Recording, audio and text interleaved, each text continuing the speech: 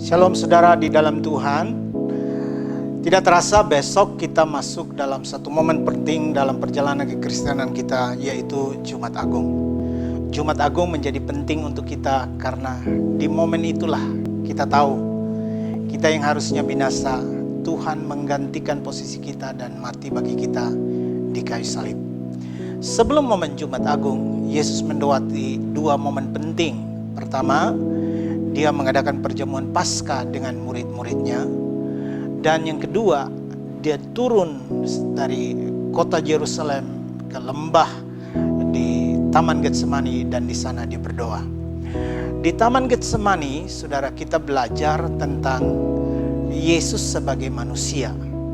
Dia tidak menunjukkan kealahannya 100%, tapi Dia menunjukkan kemanusiaannya yang 100%. Karena di sana dikatakan Dia bahkan takut sekali. Dia takut bahkan sampai keringatnya keluar darah.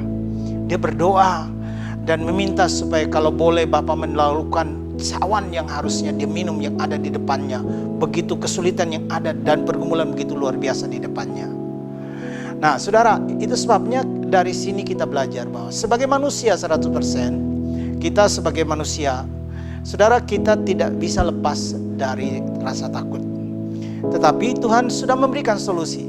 Ketakutan tidak bisa menguasai kita kalau kita ada di hadiratnya Tuhan. Kalau kita berdoa, kita justru mendapatkan kekuatan untuk melewati semua rasa takut itu. Nah, ketika Yesus mengajar murid-muridnya dan mengajak mereka di Taman Getsemani, Dia mengajarkan mereka untuk berdoa. Tapi sayangnya murid-muridnya justru memilih tidur. Di Matius 26 ayat 40 sampai 41 dikatakan setelah Ia kembali kepada murid-muridnya, Ia mendapati mereka sedang tidur. Dan Ia berkata kepada Petrus, "Tidakkah kamu sanggup berjaga-jaga 1 jam dengan aku? Berjaga-jagalah dan berdoalah, supaya kamu jangan jatuh ke dalam pencobaan.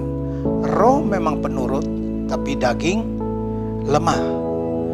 Setelah Yesus kembali dari doanya, justru murid-murid tetap tertidur. Yesus mengingatkan, ingat, doa akan meluputkan engkau dari pencobaan dan kesulitan yang ada di depanmu. Saudara, kita tidak tahu apa yang akan terjadi di depan kita. Kita tahu, kita optimis, kita percaya Allah mengendalikan semua dan segala sesuatu, dan kita berharap keadaan semakin baik. Virus ini akan diluputkan karena besok Jumat Agung kita mau percaya bahwa seperti Tuhan meluputkan bangsa Israel, kita juga percaya besok menjadi momen penting. Kita akan declare bahwa kita semua akan diluputkan dari virus, dari kuman, dari sakit penyakit. Kita akan berkemenangan karena Kristus sudah menanggung semuanya. Tetapi saudara, sebelum itu kita harus banyak-banyak berdoa. Apa akibatnya kalau saudara tidak berdoa? Petrus akhirnya bertindak secara daging. Dia mengambil pedangnya ketika Yesus ditangkap, justru dia memotong telinga seorang prajurit. Dan bukan hanya itu saudara, Petrus yang diingatkan oleh Yesus berdoa. Ingat Petrus, kamu harus berdoa. Tetapi Petrus tidak melakukannya. Akhirnya dia menyangkal Yesus sampai 3 kali. Nah saudara, pelajaran ini mengingatkan kita bahwa untuk menjaga iman kita tetap stay di dalam jalan Tuhan, untuk membawa kita ke jalan kemenangan dan mujizat yang Tuhan sediakan untuk hidup kita, jalannya adalah lewat doa dan ucapan syukur. Saya mengajak kita semua, mari bangun doa, bangun keintiman. Dari momen Getsemani ini kita belajar bahwa kemenangan ada di depan kita. Tetapi Tuhan tidak menjanjikan kemenangan yang mudah.